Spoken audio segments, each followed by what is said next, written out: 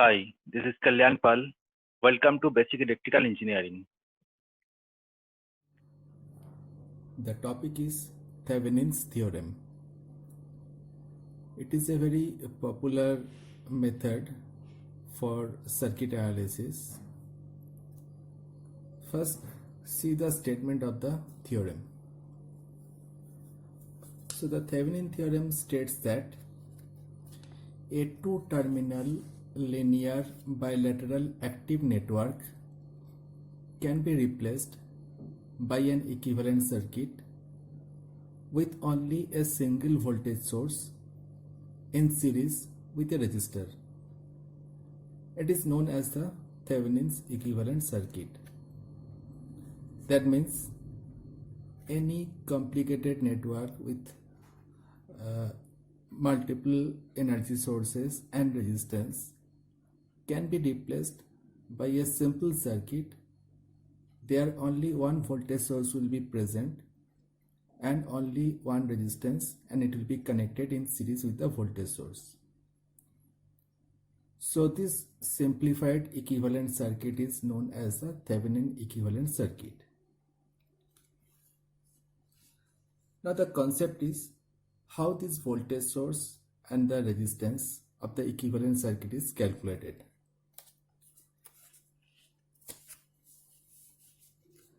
So the voltage source is the value of the voltage source is the equal to the open circuit load terminal voltage.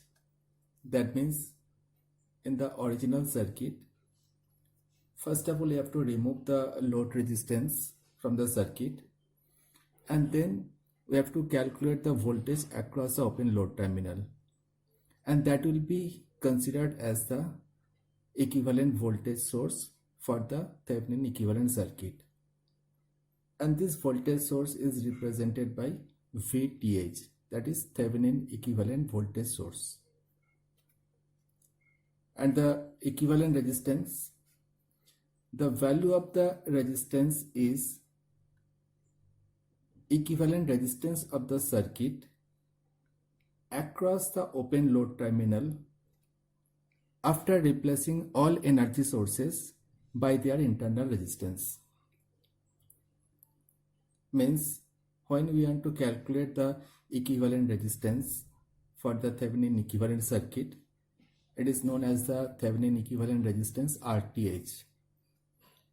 It is the equivalent resistance of the entire circuit that will be calculated from the open load terminal after replacing all the energy sources by their internal resistance. Remember one thing we have already discussed in previous classes, that the voltage source has zero internal resistance and the current source has infinite internal resistance. Therefore, when we will replace the energy sources, that means the voltage source, we have to short circuit the load terminal, terminals of the voltage source, and when we want to replace the current source, we have to open the terminals of the current source, and then we will calculate the total equivalent resistance of the circuit. Here the VTH is called the Thevenin equivalent voltage and RTH is called the Thevenin equivalent resistance. Now, how to calculate the values of VTH and RTH, or how to solve the electrical circuit using Thevenin theorems? So you have to follow some steps.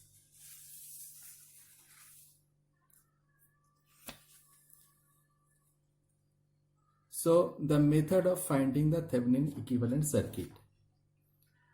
The first step is consider the circuit diagram by opening the terminals with respect to which the Thevenin equivalent circuit is to be found. In simple word, we have to remove the load resistance from the circuit, and then we will consider the circuit without the load resistance, and from the circuit we will calculate the Thevenin equivalent voltage and Thevenin equivalent resistance. In the next step, we will find the Thevenin equivalent voltage VTH across the open load terminal. There are various methods, there are various processes that we will discuss later with examples how this VTH will be calculated. The next step is we have to find the RTH. So RTH we have to calculate across the open load terminal of the above circuit after eliminating all the energy sources present in the circuit by their internal resistance. In the fourth step, we will draw the Thevenin equivalent circuit by connecting the VTH and RTH in series. So that will be our Thevenin equivalent circuit, which is the equivalent of the original circuit. Now once we develop the Thevenin equivalent circuit, then we can find the response in the load resistance by using the equivalent circuit. Here the response means the current through the load resistance or the voltage across the load resistance or the power dissipated in the load resistance. That can be calculated by the help of Thevenin equivalent circuit. So the steps are, again we repeat the steps. The first step is we have to remove the load resistance from the circuit, and then that circuit will be considered to calculate VTH and RTH. The second step is we have to find the voltage across the open load terminal. It will be considered as the VTH, Thevenin equivalent voltage. Then we will calculate the Thevenin equivalent resistance RTH across the open load terminal, and here we will eliminate all the energy sources by their internal resistance before calculating RTH. Finally, we will draw the Thevenin's equivalent circuit by connecting VTH in series with RTH.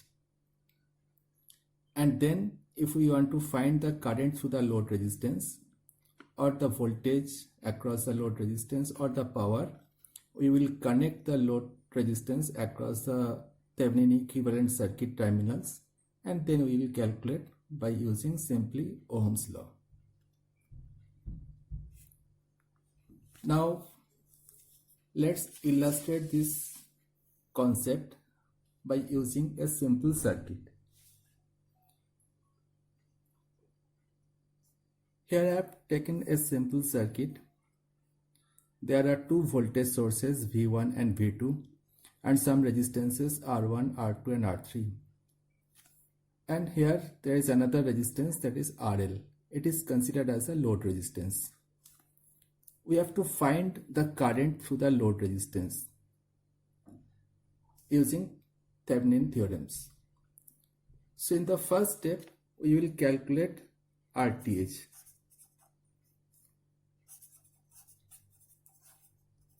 So when we want to calculate the RTH, we will open the load terminals from the original circuit. We will open the load resistance from the original circuit, and we will replace all the energy sources by their internal resistance. As we know that the internal resistance of the voltage source is 0. Therefore, the voltage source terminals will be short circuited. So the circuit will be like this.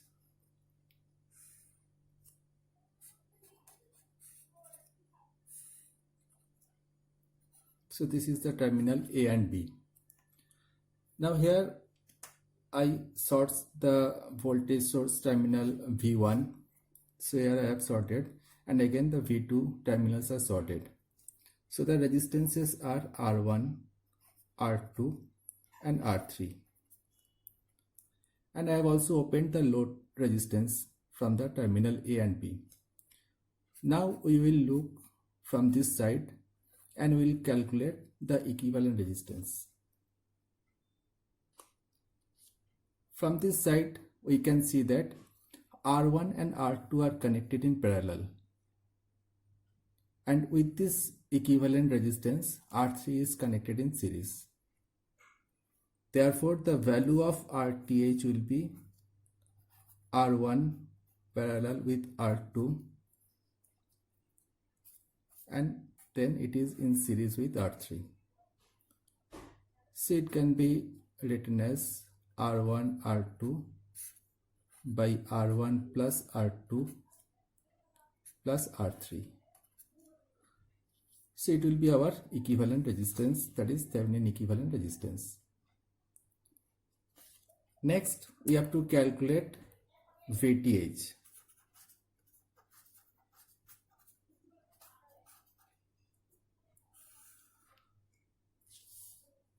For VTH calculation, we will open the load resistance from the original circuit. So this is our original circuit. From this circuit, we will open only the load resistance. Rest of the circuit will be same. So for calculation of VTH, our circuit will be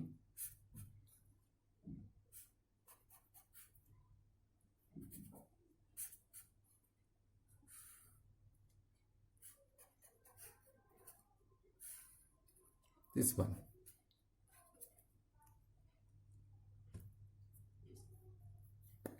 So here it is V1, it is R1, R2, V2, R3.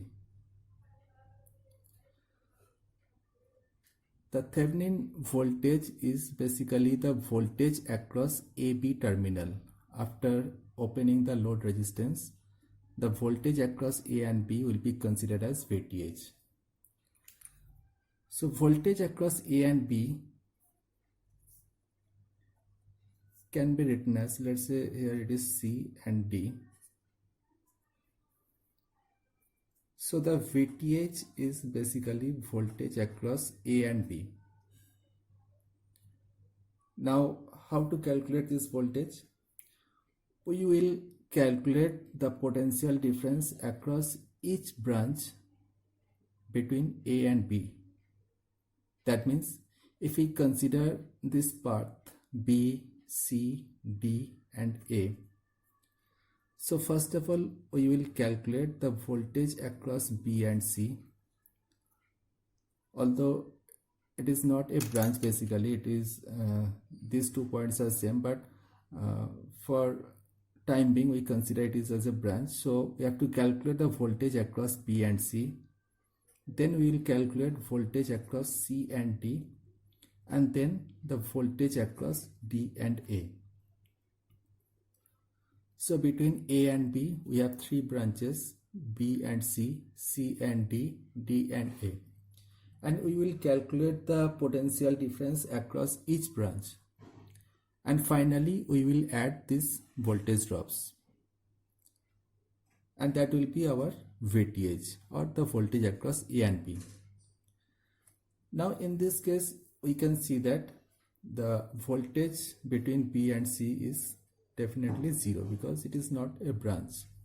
For the time being, I have considered it as a branch, but if there is any resistance or any other elements, then it can be considered as a branch. But in this case, there will be no voltage drop between B and C. So here it is 0. Then from C to D, when we start from C to D, we are going upward. So first of all, we will get the voltage source V2. And here we are moving from negative to positive side. So this will be considered as plus V2. Then there is a resistance R2.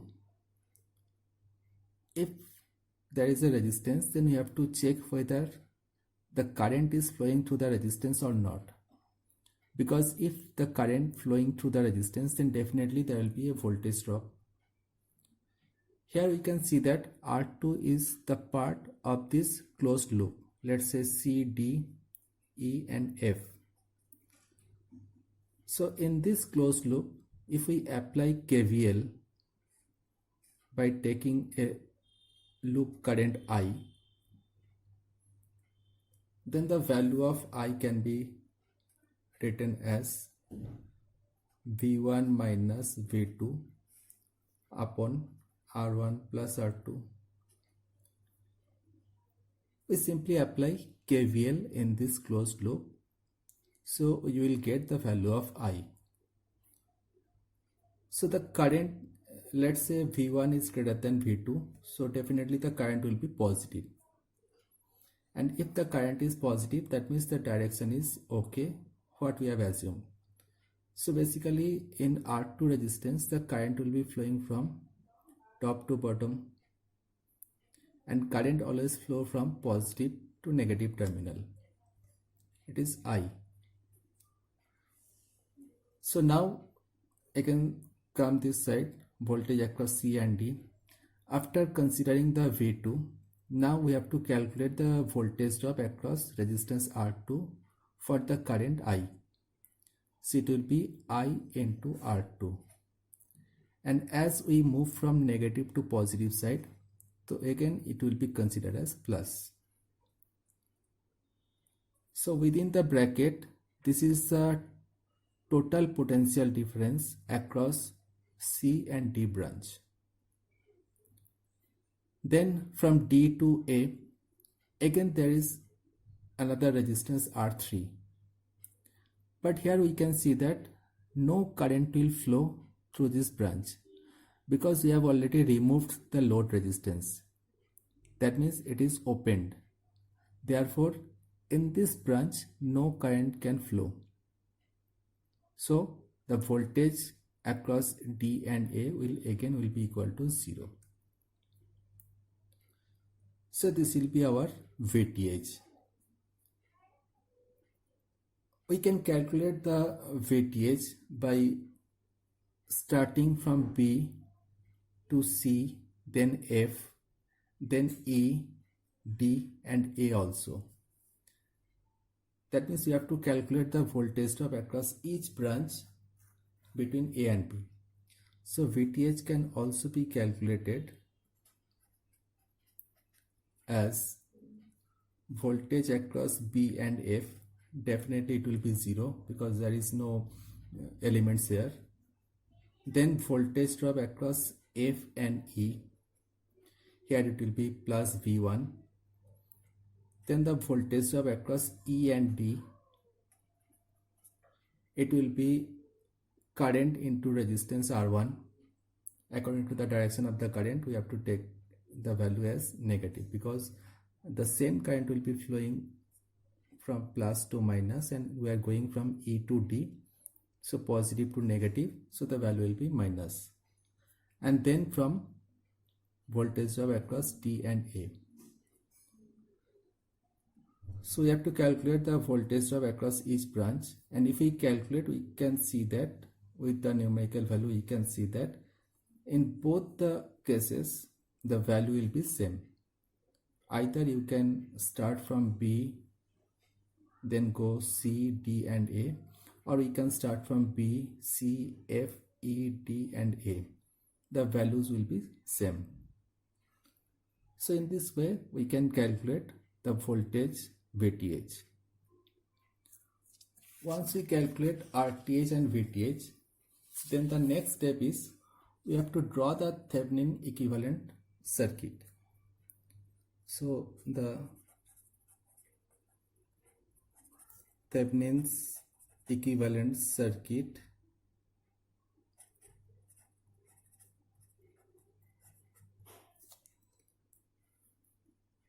it should be the combination of RTH and VTH.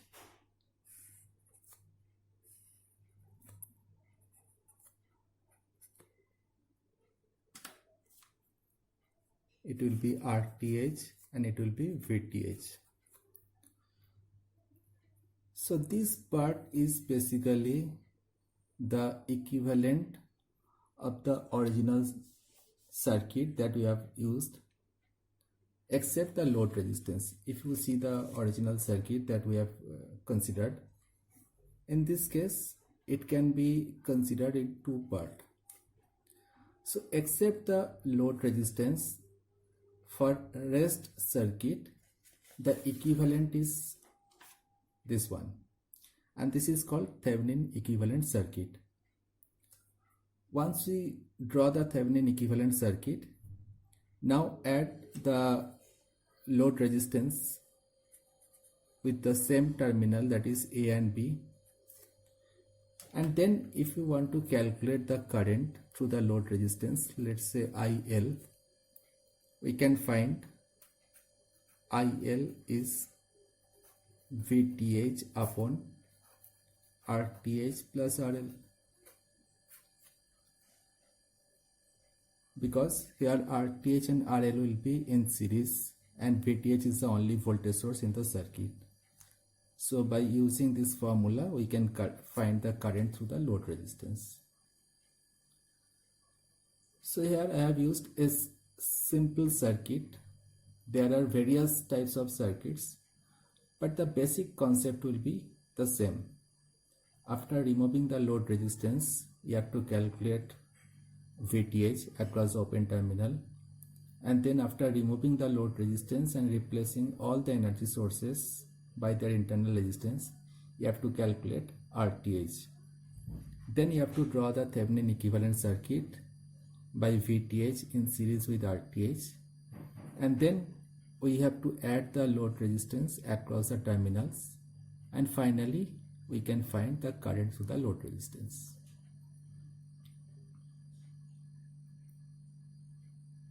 Okay.